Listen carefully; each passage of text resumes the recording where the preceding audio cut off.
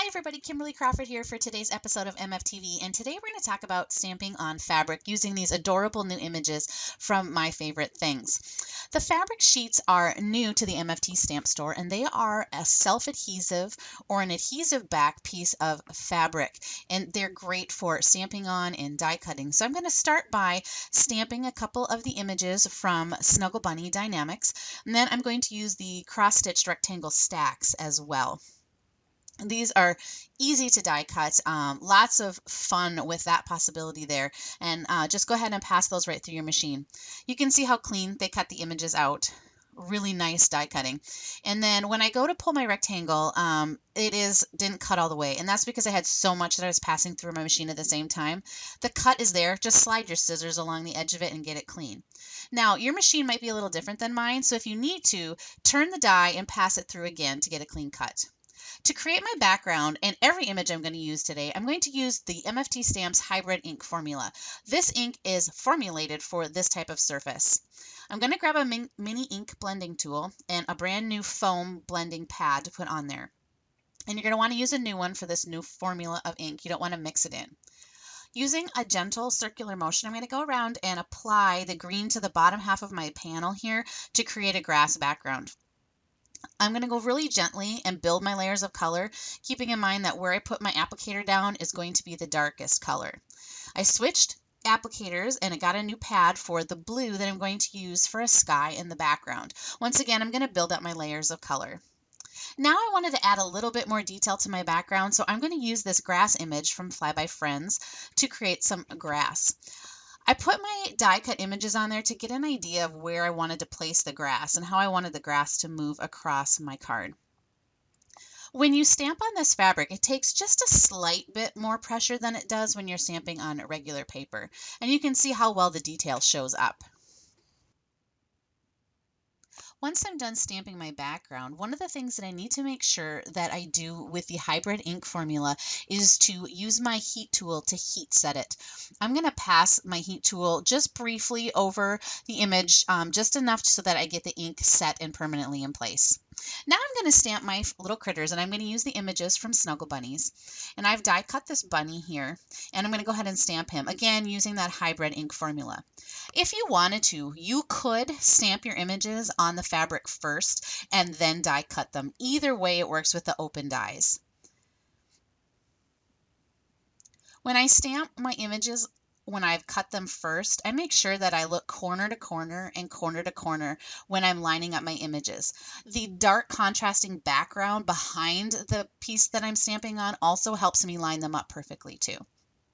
He's so cute, isn't he adorable? And then I'm going to go ahead and do the same thing and stamp my little bear friend here too.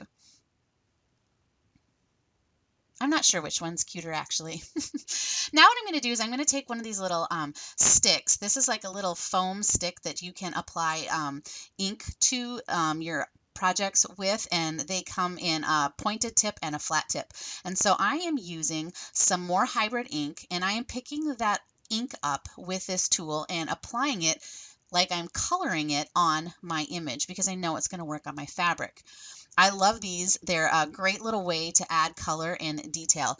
And when you're doing a detailed thing, because the fabric does have a little fuzz to it, make sure that you're doing real gentle and keeping the tool straight upright so that you get the color exactly where you want it.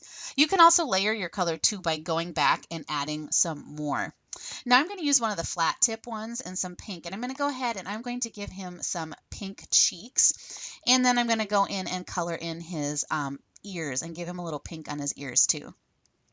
The MFT Stamps Hybrid Inks come in a beautiful array of colors, so you can choose colors that are going to match any of your projects, and I love being able to use the hybrid inks in this fashion.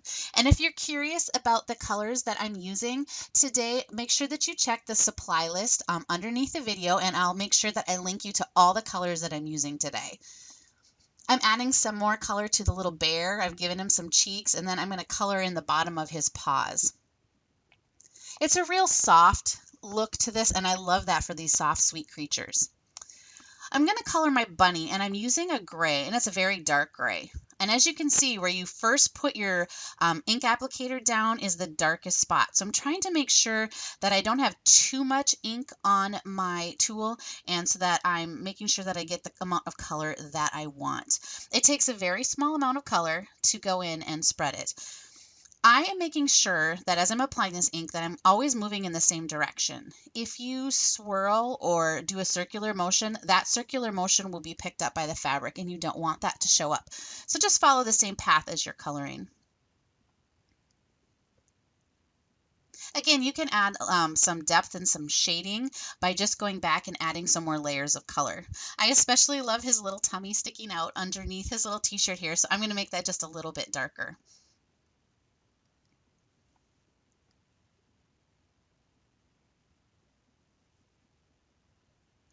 Because they're self-adhesive, I can go in and easily apply these to the background that I have created.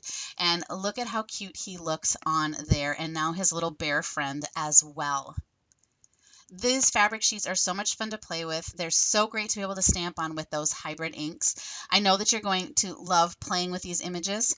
And to finish off my card, I just went and adhered my entire panel to a stamped cardstock base.